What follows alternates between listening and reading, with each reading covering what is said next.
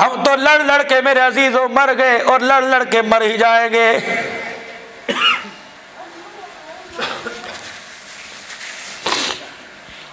قیامت کا دن ہوگا، لوگوں ذرا قیامت کا نقشہ تو کھینچے۔ اللہ کے نبی نے جو بتلایا، فرمایا قیامت کا دن ہوگا، بڑے بڑے اعمال کی گٹھڑیاں اللہ کے دربار میں بندہ لے کے آئے گا۔ اس گٹھڑی کے اندر کیا؟ یا اللہ 70 سال کی نمازیں، اس گٹھڑی کے اندر کیا؟ یا اللہ 50 سال کا مسجد نبوی کا اعتکاف، اس گٹھڑی کے اندر کیا؟ 30 سال تیرے نبی کے شہر میں عید کی نماز پڑھتا رہا، اس گٹھڑی کے اندر کیا؟ یا اللہ 40 سال تک ہر سال حج کرتا رہا۔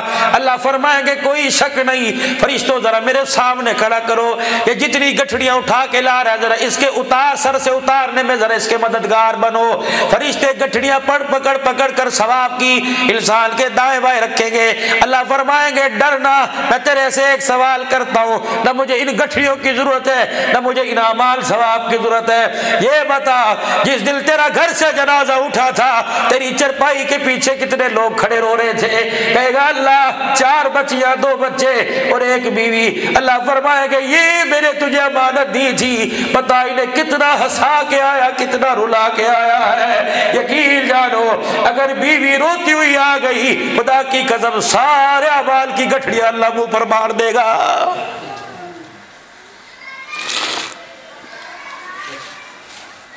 جانوروں سے تو مسکرا کے بات کرتے ہو، سارا دن گھر سے نکلے شام کو آ کر بیوی سے بات کرنے کی، مسکرانا تو دور کی بات ہے سیدھے منہ بات کرنے کی توفیق نہیں۔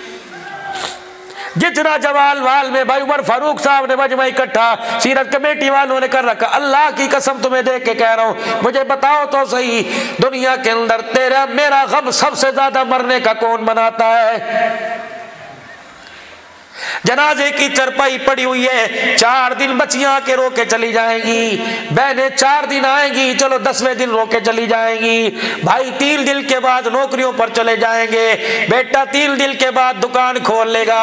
ایک عورت گھر کے اندر جس نے کبھی جوڑا لال پہ اتارا نہیں، وہ تیری محبت میں تیرے غم میں کبھی لال جوڑا نہیں پہنے گی۔ میں نے پوچھا یہ کونے کے اندر چادر لپیٹ کے کون بیٹھی ہے؟ کہ اللہ اکبر، 1 دن نہیں 4 مہینے 10 دن ہو گئے اپنے شوہر کا غم منا رہی ہے۔ یہ لال جوڑا نہیں پہنتی، کسی کی شادی میں نہیں گئی، کسی کے بیاہ میں نہیں گئی، یہ روٹی کھاتے ہوئے رونے لگ جاتی ہے، یہ پانی پیتے ہوئے رونے لگ جاتی ہے، یہ رات کو سوتے ہوئے کوکے مار مار کے روتی ہے، کبھی یہ سامنے والی چرپائی کو چوم چوم کے روتی ہے، کبھی الماری کے اندر کپڑے دیکھ کر اپنے شوہر کے کپڑوں کو ہاتھوں میں لے لے کے روتی ہے، کبھی جوتیوں کو دیکھ کے روتی ہے۔ جو شوہر کو کھانا پسند تھا گھر کے اندر وہ ہڈیا میں کھانا پکے، اس کھانے کے پکڑے کو دیکھ کے رونے لگ جاتی ہے۔ سب سے زیادہ غم تیری جدائی میں تیری عورت مناتی ہے، مجھے پتہ نہیں تیری زندگی میں وہ تیرے پیر کی جتی کیسے بن جاتی ہے۔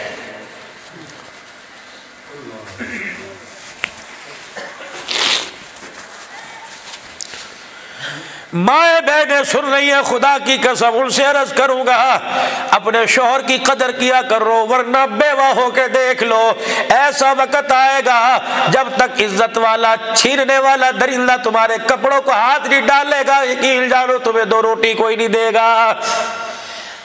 حضرات سے عرض کروں گا میرے ویرو اپنی بیویوں سے پیار کیا کرو، ورنہ میرے عزیزوں بیویوں کی قبر میں جانے کی دیر ہے۔ 4 بچے 4 بہویں گھر میں آ گئی، تم بھوک کی وجہ سے رات کروٹیں بدلتے رہو گے، تمہیں پانی کے لیے 8 میں سے کوئی پوچھنے نہیں آئے گا۔ فسبح بحمد ربک واستغفر۔ او لوگوں جب بڑھاپا آ جائے، دانت ہلنے لگ جائیں، آنکھوں کی بینائی چلی جائے، دور بار کی چیزیں دیکھی جائے نہ پڑھی جائے، اس وقت کیا کرو؟ مسجد سے اپنا دل لگا لو، ہر وقت مسجد میں بیٹھو۔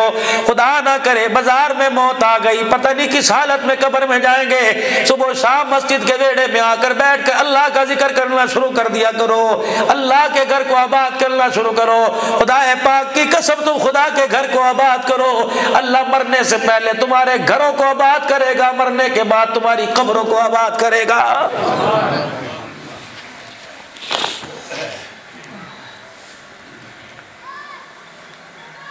فسبح بحمد ربک واستغفر، تسبیح بیان کر اپنے رب کی اور استغفار کیجئے۔ مجھے بتاؤ معصوم الخطا خطا نبی، غلطی کا شائبہ بھی نبیوں سے نہیں ہو سکتا، پھر بھی اللہ حکم دے رہا ہے وہ پیغمبر استغفار کر۔ جب نبیوں کو استغفار کا حکم، مطلب یہ کہ جب انسان کے جانے کی تیاری ہو استغفار کرے، اس کی برکت سے اللہ اس کے ایمان، اس کے اعمال میں برکت عطا فرمائے گا۔ فرض نماز پڑھی حکم ہے، فرمایا قبلے کی طرف منہ ہو، جو نمازی ہو امام ہو، ایک مرتبہ زور سے اللہ اکبر، پھر 2 مرتبہ استغفر اللہ، تیسری مرتبہ استغفر اللہ الذی لا الہ الا هو الحی القیوم واتوب الیہ پڑھے۔ حدیث پاک میں آیا نماز کے سجدوں میں، نماز کے رکوع میں، نماز کے قیام میں، اتحیات میں، اٹھنے بیٹھنے میں اگر کمی پیشی رہ گئی اور رہ جاتی ہے، اللہ استغفار کی برکت سے ساری پوری فرما دیتا ہے۔ ارشاد فرمایا مدنی کریم صلی اللہ تعالی علیہ وسلم نے، مفتی محمد جمیل صاحب نور اللہ مرقدہ رائے وینڈ کے ممبر پر بیٹھ کے فرما رہے تھے، فرماؤ لوگو، حضور نے ارشاد فرمایا فجر کی نماز کے بعد سلام پھیرنے کے بعد اپنا چہرہ قبلے کی طرف سے نہ پھیرے، 10 مرتبہ پڑھے لا الہ الا اللہ وحدہ لا شریک لہ لہ الملک ولہ الحمد وہو علی کل شیء قدیر، اور مغرب میں اضافہ کرے لہ الملک لہ الحمد لا الہ الا اللہ وحدہ لا شریک لہ لہ الملک ولہ الحمد یحیی ویمیت وہو علی کل شیء قدیر، اور اس کے بعد پڑھے اللہم اجرنی من النار 7 مرتبہ۔ فرمایا منہ پھیرنے کی دیر ہوتی ہے، اللہ اس بندے کے ساتھ جنت الفردوس کا وعدہ فرما لیتا ہے۔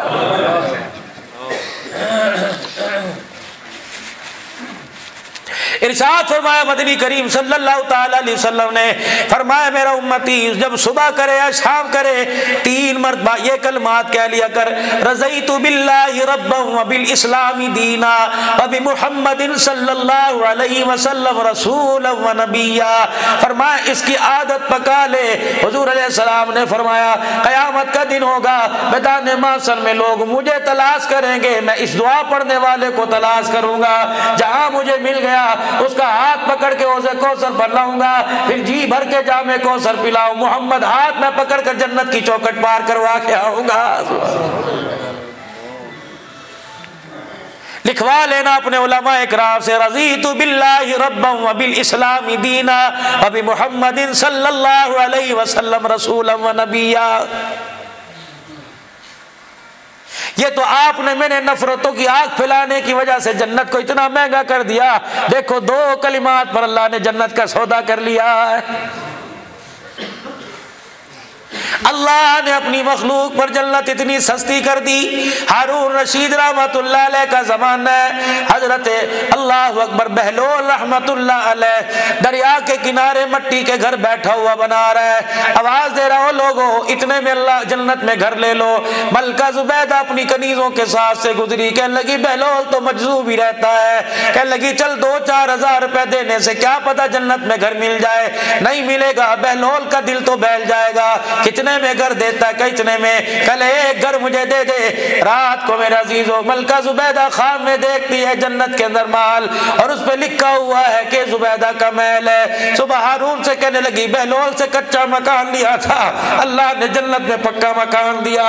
ہارون رشید بہلول کے ساتھ پاس ملکہ زبیدہ کے ساتھ آئے کہ ایک مکان مجھے دے دے، کہ کل 5,000 روپے کا تھا آج 10,000 روپے کا ہے، کہ ویلیو بڑھ گئی ہے، اس کا خریدار زیادہ آ گئے۔ فرمایا کل بغیر دیکھے سودا کیا تھا، آج دیکھ کے سودا ہو رہا ہے۔